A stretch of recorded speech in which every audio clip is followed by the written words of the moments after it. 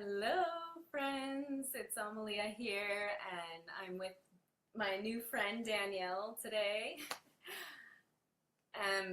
I wanted to check in and talk about overcoming isolation when you've had massive change or upheaval in your life.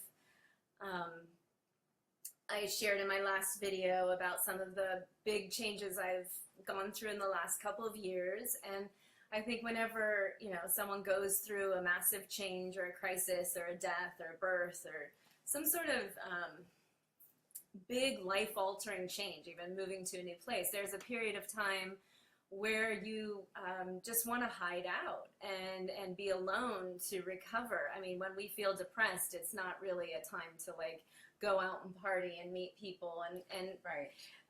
I'm such an introvert, and for me, every time I get a big sort of life change and I stumble or I find that, my life didn't go according to my plan, I retreat. I feel like I don't want to burden anyone with my drama or trauma. Right. And I find myself doing a lot of meditation or hiding out until I can pull it together, Right. get myself together so that I can be in a nice, neat package and be strong and be cheerful and be happy. And if I'm not, I kind of don't go out. Right. I just stay. And that's kind of a cultural thing for us, is if you're having problems, you keep them to yourself. Nobody Mhm. cares about your personal drama. Show up. That's kind of always been sort of our cultural norm. So it is fairly true that we've sort of been taught that nobody's got time for other people's, dramatics. And so it is really difficult for us to create space for each other to just fall apart. We don't. Yeah, I don't want to be Miss Negative Nancy coming Right. to I know, someone being right? like, I'm crying again because I had another breakup or, whatever, my house burned down or I got robbed or Right. I have to move and yeah. Which are all completely reasonable reasons to be grieving. But Right. But if it happens often or even when it does happen, Right. and not so often, I've had a lot of times where I feel isolated, whether it was my choice or not, but I find that there's kind of a shame that goes with life changes. And that's what I wanted to talk to today. And I see we have some live people who've joined us. So hi, Jana, Nina, what's up? Catherine, so good to see you again. Well, I can't see you, but thanks for tuning in again. Emily, so cool to have you here. So, yeah, I wanted to just kind of riff with Danielle here. We're new friends. So part of me moving up to Southern Oregon and then ending up near Mount Shasta, I've been up here for a year, and not until a couple months ago did I know really anybody except one person, maybe 2 or 3 people up here. Right. And I've been dancing, and I met Danielle in my West African dance class, and shout out to all those dancing ladies out there. Yes. And the interesting thing is we met long before we actually connected, which was an interesting thing because our relationship, we would see each other all the time. And it would just be like, oh, hi, yeah, how is it? Very much so, surface level. We never really got that deep. Yeah, it was all smiles, just the maintaining appearances. We're here and we're happy. But it was interesting that it took us a while before we actually were able to share and connect and, and then create this bond. That's been really wonderful. Yeah, so about 2 months ago, what was the turning point for us is we ended up at Mini Guinea dance camp together, and I was overcoming some big emotions and feeling like I didn't know anyone, and I was bunking up with 12 women who I've been dancing with for a year, but besides seeing them at dance class and saying hi and bye, we knew nothing about each other's lives, and it turned into a girl slumber party. So oh, yeah. we were dancing all day, drumming all day, and then staying up very late into the night. And Danielle and I got a chance to drop in really deep and share some of our life stories. And I don't know who said it first, but I think maybe I was crying first, and then you started crying. But we got into this place where we just bared our soul. I mean, I think we told each other our life stories in 20 minutes. Yeah, it was profound. It was the container was there for us to be this is all the things that have happened to me in my life that have helped to shape me into the person I am today. Like these are my challenges. These are my biggest life lessons, and it was really euphoric in a strange way. We're on a beach. It's fairly isolated except for these dancers, and she and I are sitting on this like log, just like going at it, just going deep. And we went deep. We went really deep. We went into like deep soul wounds. Yeah. And what was amazing is whoever shared first, the other person felt a little bit more safe to share more of the story, and it was so unusual. And right. I'm so grateful to Danielle, because since meeting her, I have totally overcome this pattern I was in of being isolated for the last year. And all of a sudden I found myself like really engaging at such a deep level. And we found out we had some really similar wounds from childhood. And, you know, we never felt so seen, I think, in that way. Because I thought nobody has more messed up life than I do. And she's like, oh, girl. And I know. And it was so bizarre, because it was like, yeah, I experienced this, and you're like, I know exactly what you mean. And so we were just going back and forth, and it was like, wow, there was nothing either of us could say that could fully shock or make the other person uncomfortable. We were just like so present with each other in such an interesting way. And I really valued that. And I was, one of the things that I do is the work, but recently I had this they don't know what the work is. It's the work of Byron Katie. But one of the thoughts that I had about another situation I was in was that I don't ever want to go so deeply, so quickly with anyone ever again. And then I realized that that's not true for me. Like that was like a fear talking to me, because that's where I shine, is when I get the opportunity to go deep, and we go deep quick. And that's how I weed people out, you know? That's how I know, you know, the weak from the strong. It's like the people that stick around, the people that are like, yeah, girl, you know, you're just getting going, man. You're full of fire, you're full of flame, you got so much energy and so much positivity. Like those are the people that I want to keep around me, and that help to reinforce my sense of identity. And the people that, you know, it is too much for, which is a big concern of mine. I always worry that my story is going to be so overwhelming that it's going to chase people away, especially in like romantic relationships and things like that. But yeah, it's interesting when I meet people that are like kindred Navi's spirits. here.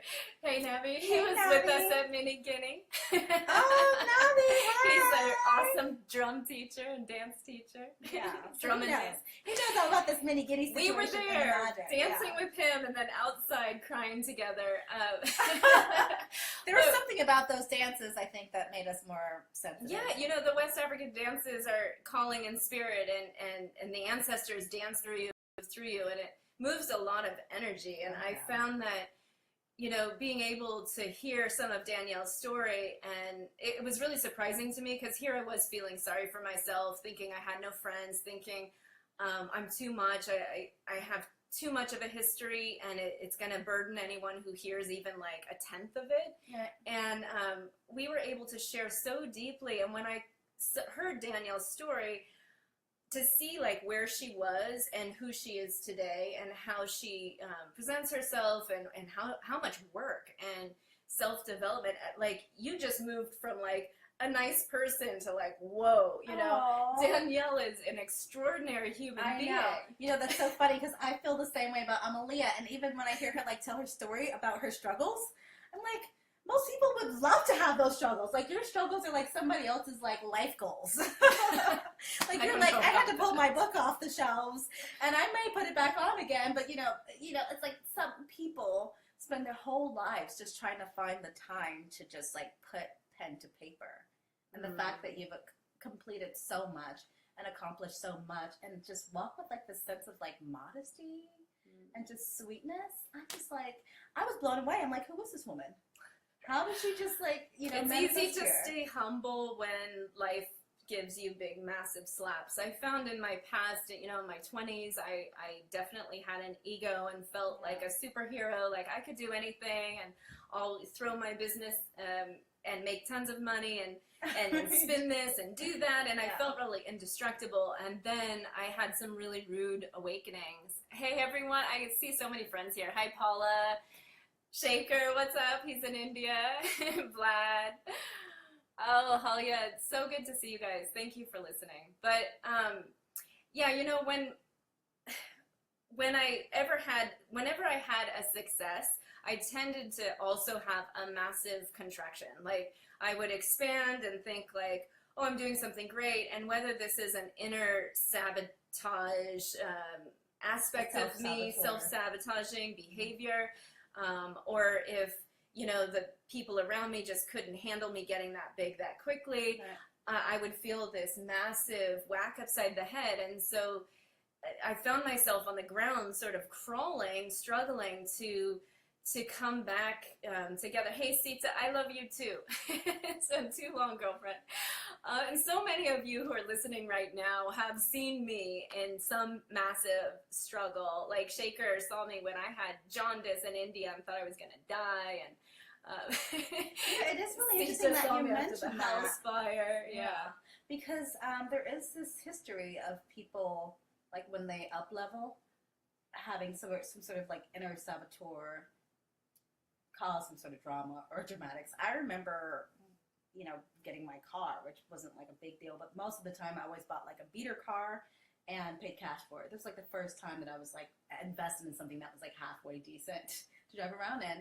And I remember like pulling up to places and having people say things like, oh, that's such a nice car, and feeling really uncomfortable. Like, felt like people were looking at me, or it was like drawing attention I didn't want. And everyone else had like, you know, American-made like cheap cars, and within a month had completely crashed my car. Oh my God.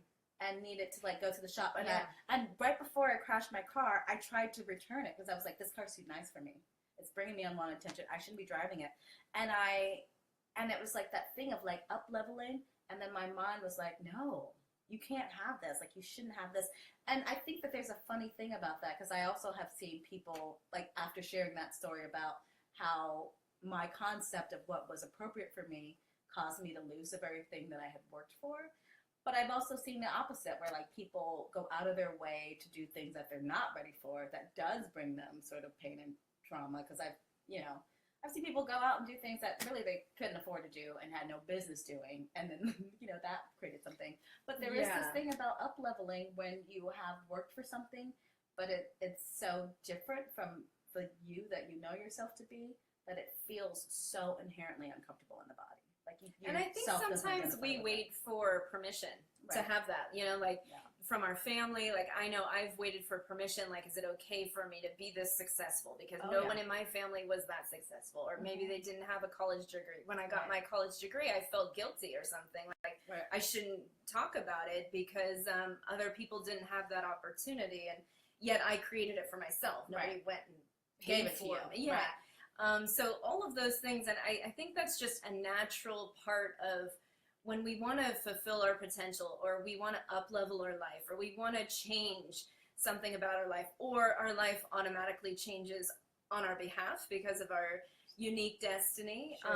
We go through these rebirth and renewal phases, and we can't really go back to how it was. It just doesn't work to kind of go back to what you were doing before. Like, if you just decided, like, well, I'm going to go drive a beater car now again because I don't deserve the new car. I mean, it's not honoring you. It isn't. And it's not honoring my effort. And to, you know, this conversation about isolation, it's like our heart's desire is to be in community. And yet we make decisions that keep us from community. And I remember having a lot of like self-doubt around making money. And not wanting to make too much money because I thought it would make me really difficult to identify with. I thought it would make me stand out. I thought it would make me weird. I thought it would make me just like less relatable to my family and friends who were, you know, like working jobs that were not particularly lucrative, and they hadn't really had the experiences. And I really struggled with that. I'm like, well, what if I could just have a normal life and make little money, you know, just a little bit more than them, but I could at least live along the same lifestyle, because my lifestyle had changed so dramatically, and it was like in ways that you couldn't communicate, and that people who hadn't lived it would never understand. It's like the idea, you know, most people in my family don't have passports at all, so to like, and she's a world traveler, to be like filling out passports. How many countries have you been to? It's been like 35, and counting. You know, I have in some of these countries I've been to multiple times, so. So it was this kind of weird thing of like, how do I still, because I would have nightmares that I would go back to the people, and I still sort of struggle with that. That I would go back to the people where I grew up with, and we would have nothing to talk about. Mm-hmm. And I thought, and it happens. Yeah. And when we are on this path of ascension or human potential or bettering ourselves, communities change, relationships change, and there is a feeling of isolation. And you know, there's nothing wrong with wanting something better for your life. You know, since I was really young, I've always wanted to design a life that I love. I'm very passionate about it. I'm good at it, but it has required me to change a lot, to move a lot, to be in new communities. Right. And I'm really grateful now to be up here and meeting more powerful friends and having a sisterhood up here, because I was feeling really isolated.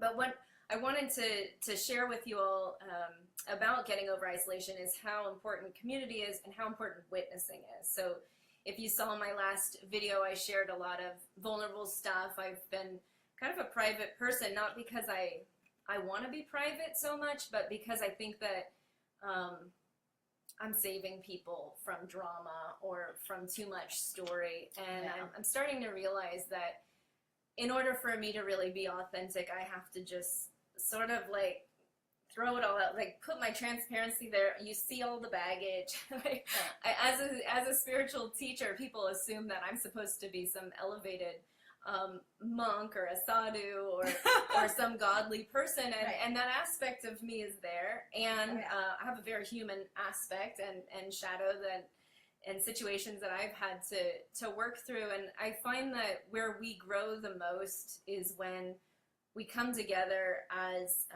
community, as peers, and witness each other and work together towards share the struggle, because there's so much help there. Right. And there's something really special about owning your story, because once you can accept yourself, it allows you so much more freedom to accept other people. And we were also talking about a little bit about self-acceptance in regards to like seeking approval, people's love and approval. And it's just almost impossible to have any humility when you don't have self-acceptance. You cannot almost even accept any advice, or you can't really like move forward in your life. There's just so much ego there. There's so many blocks there because you don't fully accept yourself.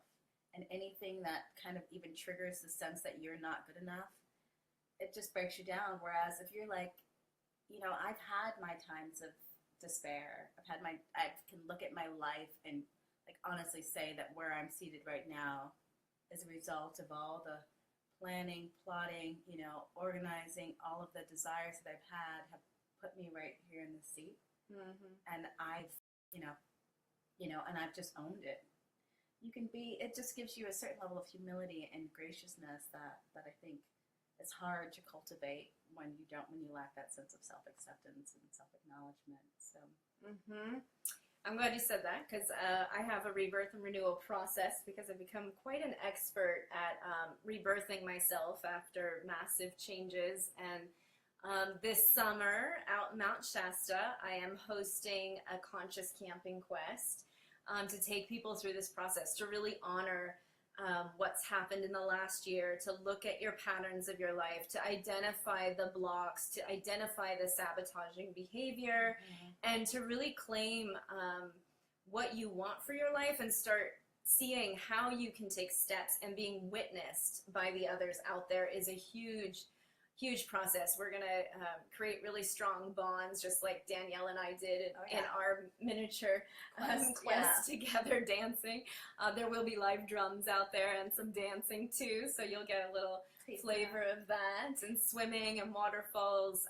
So the link's in at the description of this post if you are interested. There's some seats open, and I think that's it. Wrap for today. But we'll be back, hopefully, doing more of these. Thank you guys so much for listening. Hi, Jody. I see more people kind of coming there. What's up, Dave? You came right at the end. But listen to the recording and let us know what you think about what we're talking about. If you've experienced isolation, how did you overcome it? You know, we're here for each other. Where do you notice isolation kind of showing up in your life? Is it like you're fine and social context, but in your romantic relationships, you find that you draw back, or whenever you feel challenged, you find that you sort of disconnect and kind of, pull away. Like, where are you noticing that you have a tendency to isolate? What are those triggers for you where you're just like, I can't go there? These are the no-go zones for me. Because it's worth exploring. And I think, like Amelia said, we're so much more than we think we are. And we're all encompassing. We're both the saint and the sinner, all in one. Yeah, and when we can, and it's only through accepting all of ourselves can we really be, a full person in the world and be able to share and be authentic. It's like when there's a part of you that you feel like is that you're not hiding beautiful or unseeable, or that has to be hidden, that's shameful, you're always kind of walking around in secrecy and fear. There's always that imposter syndrome. There's always a sense that someone's going to discover who you really are, and then it's going to, be tossed away. And I actually did a mini quest with Amelia, and it was really beautiful. And I just want to talk about that as like an experience of really connecting, being on the earth, and having that be the mother to support you and to love you and to hold you and to say, I am here for you as you are. And I imagine that those of you who seek processes like these, that you yourself will leave feeling like you can leave thinking, I'm okay with Danielle. She's this and she's that, but she has a good heart. She means well. You can leave recognizing your own innocence in it all. Absolutely. Yeah, when you come into harmony with the earth, you come into harmony with yourself and all of creation, and it really stabilizes your field, so you're not in that sort of fight or flight mode.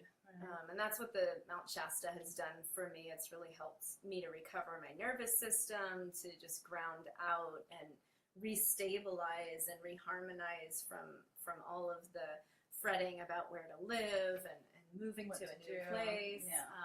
Just getting quiet and being in nature. So if you want to join me, or if you have more questions, you can jump on the phone with me. If you want to process more, Danielle's an awesome life coach and does a process, so you can reach out for that. But check in with us. Let us know if you like these videos. This is only my second Facebook Live, so it's kind of fun to do give this. all kinds of comments. I mean, do you guys like longer? Do you guys like shorter? I kind of prefer long form, and you can get a little bit deeper. Were there any things that we sort of mentioned that you're like, oh, you guys said like one thing, but I would love a little bit more depth on that. That kind of triggered something for me, because these really are for you all. Amelia's here, and she's been so generous with her time and energy because she genuinely wants to connect and share and be present for you all. So leave some comments, send some messages, what worked, what didn't work, where were you guys lost, where were you guys wanting more. And as this community evolves, we hope to be more of a resource for people who are seeking to make 2017 the best year yet, and to enter into the summer, into the second half of the year, a little bit more present and a little more powerful. That's what it's all about. Yeah. Thank you guys for watching. Thank you guys. See you next time. Bye.